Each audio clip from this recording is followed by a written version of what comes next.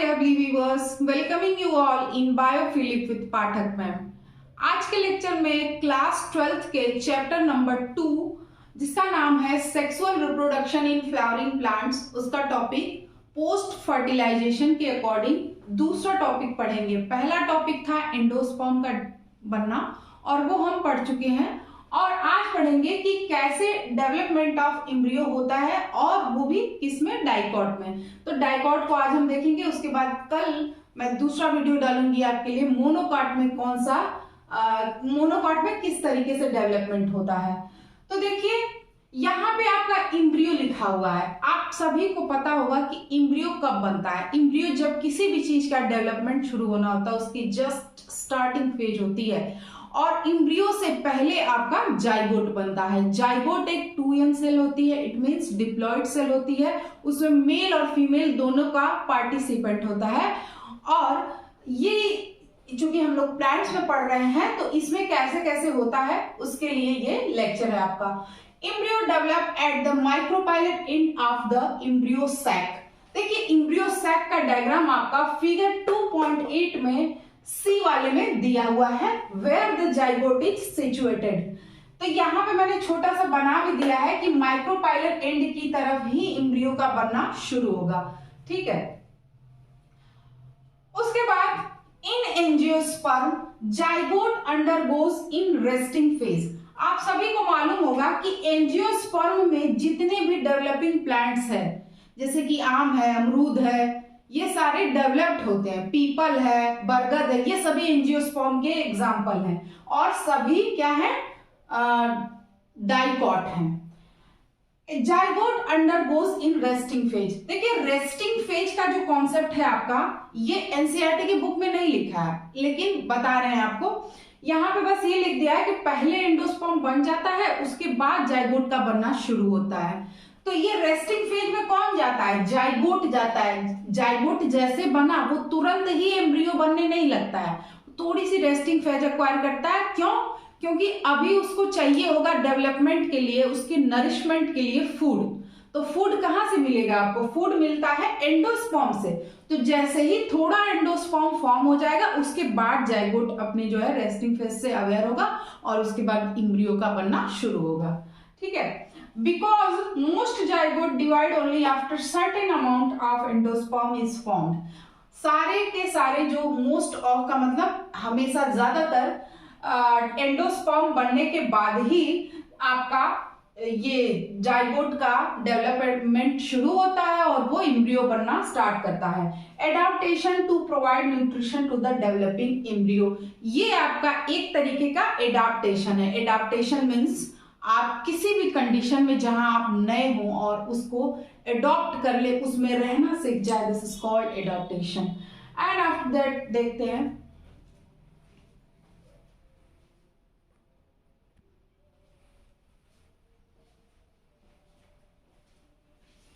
Development of embryo in dicot में। Next है embryogeny.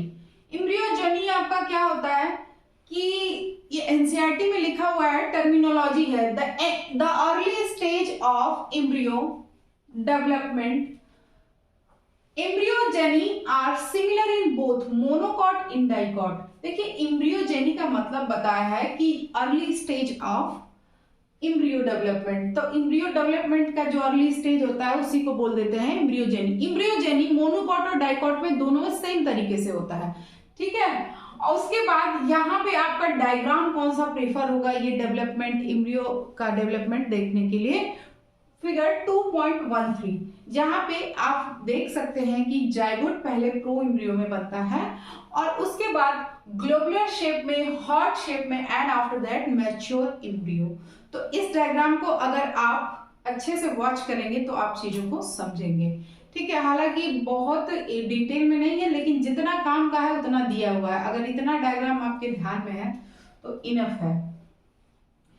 तो देखिए सबसे पहले क्या होता है, आप अभी यहां से हम लोग शुरुआत करेंगे जाइगोट से। After absorbing food from endosperm zygote increase in size. ये एनसीईआरटी में नहीं लिखा है, ठीक है, तो ध्यान से पढ़िए। In size now it is called oospore। अभी जो जाइगोट था थोड़ा सा एंडोस्पर्म एब्जॉर्ब करता है, और उसके बाद थोड़ा सा साइज में स्वेल कर देता है, फूल जाता है, बढ़ जाता है। अब उसको oospore कहते हैं। First division is transverse results in two cell. ठीक है, पहले क्या होता है, जैसे माना कि ये जाइगोट छोटा सा था 2n नंबर्स का, ठीक है, ये थोड़ा सा बड़ा हुआ, इतना बड़ा हुआ है ना। अब इसको हम लोग oospore बोलेंगे। oospore में ट्रांसवर्स डिवीजन हुआ। ट्रांसवर्स डिवीजन का मतलब कुछ इस तरीके से डिवीजन होना, है ना। जब इस तरीके से डिवीजन हुआ तो अब 2 सेल बन गई, ये 2 सेल बन गई। अब क्या होता है कि जो माइक्रोपाइल की तरफ की जो सेल है, माइक्रोपाइल जिधर प्रेजेंट है, उसको बोलेंगे इज कॉल्ड बेसल और सस्पेंसर सेल। अभी हम बनाए हुए थे माइक्रोपाइल, जो नीचे वाला एंड है उसको बोलेंगे, और ऊपर का चैलेजल वाला तो उसको बोलेंगे बेसल और suspensor cell. Other towards the chalaza called apical cell. जो चैलेजा की तरफ है उसको एपिकल सेल भी बोलेंगे, तो ऊपर से पकड़ लीजिए कि एपिकल, है ना, और चैलेजा। दूसरा टर्मिनल, टर्मिनल मतलब जिधर एंड हो जाए, टर्मिनल और एम्ब्रियोनल सेल, तो ये बोलते हैं उसके जो डिवाइडिंग पार्ट्स है उनका नाम है। अब इसी से कोटिलीडन बनेगा, तो देखते हैं।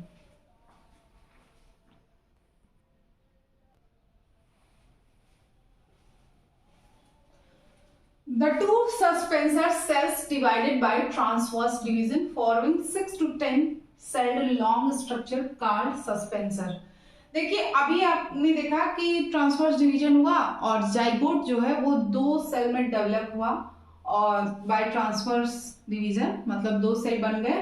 अब क्या होता है कि सस्पेंसर सेल डिवाइड होता है ट्रांसवर्स डिवीजन के थ्रू, और क्या होता है 6 से 10 सेल की एक लॉन्ग स्ट्रक्चर बनाता है, जिसको सस्पेंसर बोलते हैं। अभी सस्पेंसर सेल था, अब सस्पेंसर बोला जाता है, ठीक है। For pushes food to developing embryo. ऐसा क्यों होता है? ऐसा इसलिए होता है, ये देखिए आप कैसे बना हुआ है, कुछ इस तरीके का है। अब यहाँ पे नीचे जो बन रहा है ये सेल की स्ट्रक्चर है ना, अब इसमें ये सेल एक ये है, और उसके बाद ये आपका एम्ब्रियो डेवलप हो रहा है। तो पहले तो ग्लोब्यूल शेप में रहता है ना, तो ये मान लीजिए यहाँ पे एंडोस्पर्म है, यहाँ एम्ब्रियो डेवलप हो रहा है यहाँ पे, तो ये क्या करता है, ये फूड को ले जाने के लिए, है ना। अगर डेवलपिंग एम्ब्रियो फूड कैसे पाएगा, तो वो एक लैडर जैसे स्ट्रक्चर बनाता है, सीढ़ीदार संरचना, जिसके थ्रू फूड आता है एम्ब्रियो के पास। समझ में आ गया होगा, ठीक है। फिर ए टिपिकल डाइकोटिलिडनस एम्ब्रियो, अगर हम लोग यहाँ पे डाइकॉट की स्टडी कर रहे हैं, अगर उसकी बात करें तो फिगर 2.14 में आपका ए नंबर का जो फिगर है वो उसमें आप बराबर देख सकते हैं। अभी मैं उसको ड्रॉ भी करूंगी। Consist of an embryonal axis and 2 cotyledons. The portion of embryonal axis above the level of cotyledon is epicotyl.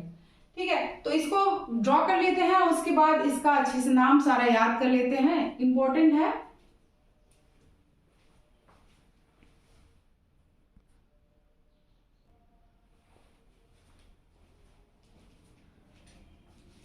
तो लास्ट जो लाइन मैंने लिखी थी उसके आगे है विच टर्मिनेट्स विथ द प्लूम्यूल और stem tip. The cylindrical portion below the level of cotyledon is hypocotyl. इसके पहले वाला क्या था, इपिकोटाइल था, और ये हाइपोकोटाइल है। ये देखिए मैंने बना दिया है आपका, ये है डाइकॉट का एम्ब्रियो। तो इसमें आप देखिए यहाँ पे प्लूम्यूल बना हुआ है, ये है आपके 2 कोटिलिडन्स, क्योंकि डाइकोटिलिडन है ना, जिनको इपिकोटाइल बोलते हैं। अब देखिए इपी फॉर क्या होता है अप, इससे भी आप याद कर सकते हैं कि इपिकोटाइल, और जो डाउनवर्ड डायरेक्शन का है उसको हाइपोकोटाइल बोलते हैं। हाइपोकोटाइल में आपका देखिए रेडिकल फॉर्म हो रहा है, जो कि कवर है किससे, रूट कैप से, है ना। रूट कैप, अगर आप सोचिए कभी कि रूट कैप क्यों फॉर्म होता है, अगर आपने 11th क्लास में पढ़ा होगा मॉर्फोलॉजी ऑफ प्लांट्स, आई हो यही चैप्टर का नाम था ना, तो उसमें ये सब बताया है जड़ के बारे में, कि जड़ क्या होती है, स्टेम क्या होता है, क्यों होता है, फ्रूट कैसे बनता है, सारी चीजें।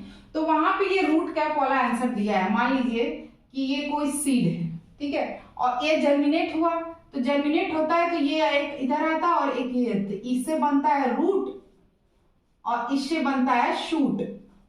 देखिए शूट का क्या मतलब होगा, शूट मतलब स्टेम, लीव्स वगैरह जो फॉर्म होनी है, जो अपवर्ड डायरेक्शन में जाना है, दैट इज कॉल्ड शूट। और रूट जो कि जमीन के अंदर आना है, रूट से फिर क्या होगा आपका कि फूड और न्यूट्रिशन और मिनरल्स अब्सॉर्ब होके प्लांट के बाकी के पोर्शंस में प्रोवाइड होंगे।